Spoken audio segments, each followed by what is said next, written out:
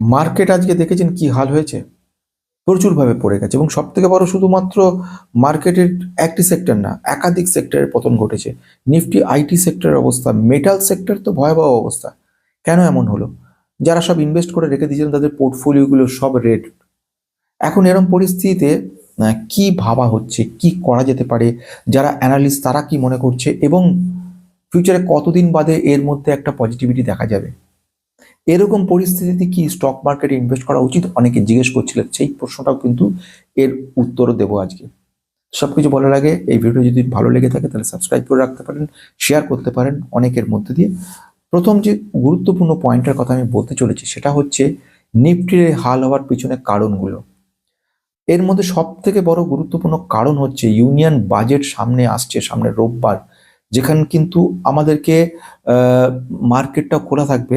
এই ধরনের আশা করা হয়েছিল যে পজিটিভিটি কিছু আসবে, কিন্তু মার্কেটে নেগেটিভ সেন্টিমেন্ট তৈরি হলো। ইনভেস্টার যারা ইনভেস্ট করেছিল মেটাল সেক্টরে তারা হিউজ লেভেলে সেল করা শুরু করে দিয়েছে। তারা মনে করছে যে এই বাজেটে তাদের জন্য ভালো কিছু থাকবে না, আইটি সেক্টর খুব একটা পজিটিভ কিছু আসবে না এবং সঙ্গে মেটাল সেক্টরের অবস্থা খুবই খারাপ হবে। সে কারণের জন্য তারা কিন্তু সেলিং করা শুরু করেছে। এবারে আসছি সবচেয়ে গুরুত্বপূর্ণ পয়েন্ট। প্রথম হচ্ছে ফরেন ইনস্টিটিউশনাল ইনভেস্টর, যাদের ক্রমাগত সেলিং হয়েই চলেছে এবং তার পিছনে আরেকটা গুরুত্বপূর্ণ কারণ, সেটা হচ্ছে ইন্ডিয়ান রুপি ডেপ্রিসিয়েশন। এই ইন্ডিয়ান রুপি ডেপ্রিসিয়েশন একটা মারাত্মক পরিস্থিতি সৃষ্টি করেছে, যেটা কিন্তু আতঙ্কিত হয়ে পড়েছে ফরেন ইনস্টিটিউশনাল ইনভেস্টর। দ্বিতীয়ত গুরুত্বপূর্ণ পয়েন্ট সেটা কি, সেটা হচ্ছে ইউএস প্রেসিডেন্ট মিস্টার ডোনাল্ড ট্রাম্পের ট্যারিফের ওপর কি ধরনের চাপ নতুন করে সৃষ্টি করে সেটা দেখার।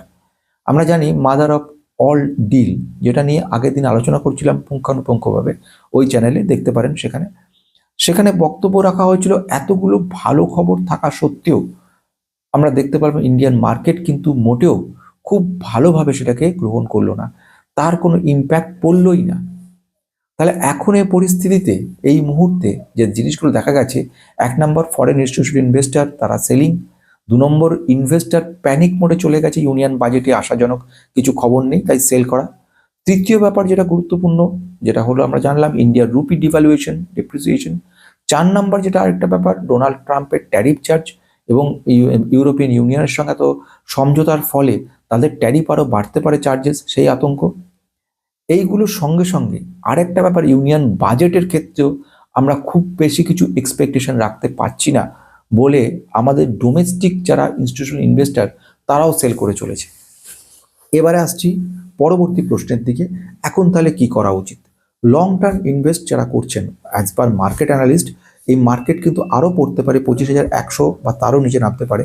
সেক্ষেত্রে লং টার্মের জন্য কিন্তু কিছুটা স্বস্তি দিচ্ছে। তারা বলছে যে GDP growth, Indian economy growth কিন্তু আগামী দিনে ভালো থাকবে এবং তার এই ভালো থাকাটা, ভালো হওয়াটা জন্য মার্কেট কিন্তু আগামী দিনেও আবার রিবাউন্ড করবে আর একটা ভালো জায়গায় পরিস্থিতি আসবে। কিন্তু শর্ট টার্ম কোনো ভালো খবর শোনাতে পারছে না। 2027 সালের মে জুন মাস নাগাদ একটা পজিটিভিটি আসতে পারে বলে এক্সপেক্ট করছে। এবার আসছে শেষ খবরের দিকে, নতুন করে এখন ইনভেস্টমেন্ট করা যায় কিনা বলে অনেকেই জানতে চাইছিলেন। তাদের উত্তরে সব থেকে বড় কথা বলা, মার্কেট কিন্তু প্রচণ্ড ভোলাটাইল। এই মার্কেটে যদি ইনভেস্ট করতেই হয়, ফান্ডামেন্টাল কতগুলো বিষয়কে কিন্তু মাথায় রেখে তবে ইনভেস্ট করবেন, তার আগে ইনভেস্টমেন্ট করবেন না।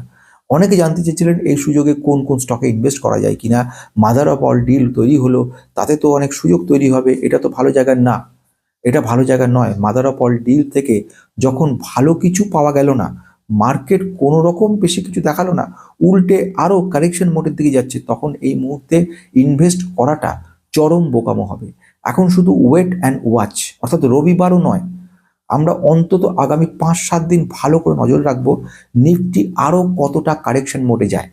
ফলে কোনো সেক্টরে এখন ঝাঁপানোর কোনো দরকার নেই, এখন শুধু অপেক্ষা করা যে নিফটি কারেক্ট হয়ে ঠিক কোথায় গিয়ে দাঁড় করায়। শুধু মেটাল সেক্টর বলে না, হয়তো আগামী দিনে আমরা ফাস্ট মুভিং কনজিউমার সেক্টরেও কিংবা আইটি সেক্টরেও অনেকটা কারেকশন তো দেখব।